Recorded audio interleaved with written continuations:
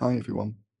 In this video, we're going to look at differentiating trigonometric functions involving sec, cosec, and cot. We'll begin with proving the derivatives, and then we'll look at how we can apply them. So in example 1, we've been given that y is cosec x, and we need to show that this is dy by dx. So the way we do this is we can write cosec x as 1 over sine x.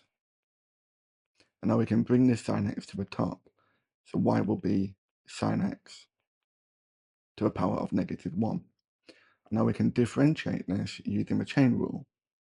So dy by dx will bring this -1 down, and we'll have sine x. We'll take away 1 from this power, so we'll get -2, and then we'll multiply it by the derivative of this inner function, and the derivative of sine x is cos x. So dy by dx, we'll write this sine x as a fraction, so -1 over sine squared x multiplied by cos x. Now we can split this up. We can have negative cos x over sine x multiplied by 1 over sine x. So our denominator is still sine squared, and our numerator is still negative cos x. So dy by dx, negative cos divided by sine is the same as negative cot, and 1 over sine is cosec.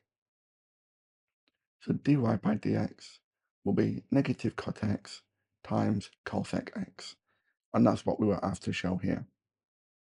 If we look at example 2, we'll write y equals cot x as y equals cos x over sin x. And now we can differentiate this using the quotient rule. So the u would be cos x, our numerator. D by dx will be negative sin x. The v term will be sin x, and dv by dx will be cos x. So using the quotient rule, dy by dx will be v multiplied by du minus u times dv all over v squared. Now, with our numerator, we can pull out this negative. So we'll get negative sine squared x plus the cos squared x, all divided by sine squared x. And we know that sine squared plus cos squared is 1. And this will give us -1 over sine squared x, which is the same as negative cosec squared x. Okay? That's what we were asked to show here. So it's all about writing each of these in terms of sine and cos, and then using either the chain, the product, or the quotient rule. Let's try example 3. In example 3, we're given that y equals sec x, and we need to show that dy by dx is sec x tan x. Do you want to give this question a go yourself?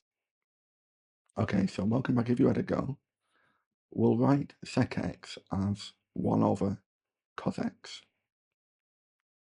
And we can bring this cos to the top, so we'll get cos x to the power of -1.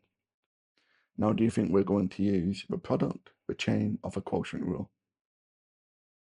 So we're going to use the chain rule, where dy by dx will bring this -1 down, and we'll have cos x. We'll take away 1 from this power, and we'll multiply it by the derivative of this inner function. So we'll multiply it by negative sin x. The two negatives will cancel, so we'll get sin x over cos squared x. This is the same as sin x over cos x multiplied by 1 over cos x. So we'll have the tan x multiplied by sec x. Okay? How did you get on with that? In example 4, we're going to look at how we can apply these standard derivatives.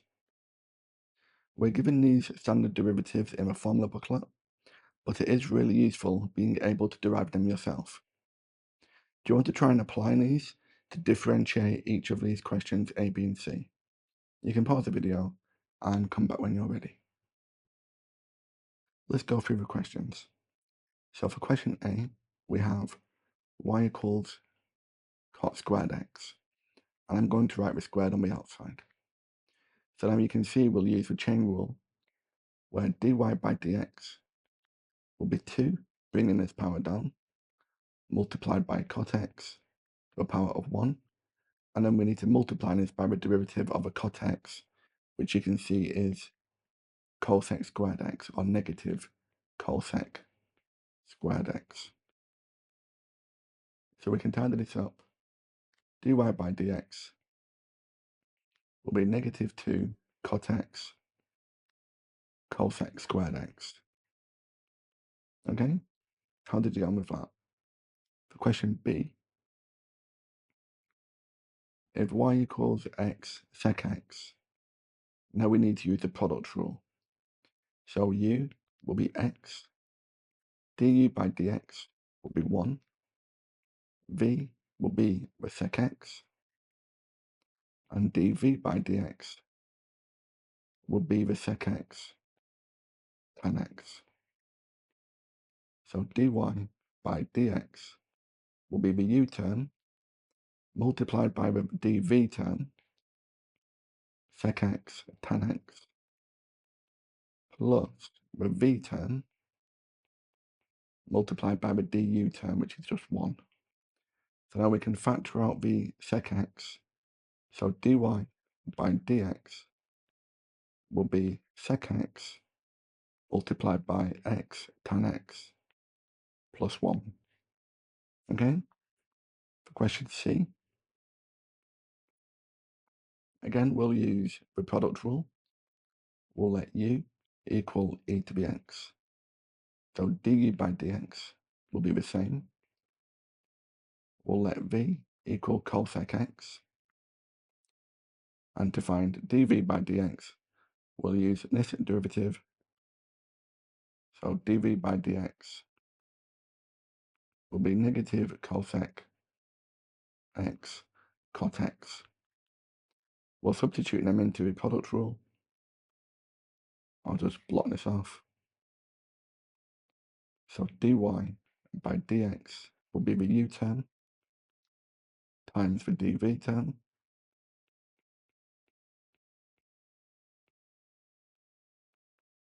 plus the v term times the du term. Now you can see we can factor out e to the x from both, and we can factor out the cosec x. So dy by dx will be e to the x cosec x. I'll write this term first. So we have 1 minus tan x. Okay? Well, thank you very much for watching. I hope you found that useful. If you want more practice on this topic, you can download the worksheet and view the online lesson from my website, mrmathematics.com. I'll leave a link in the description below.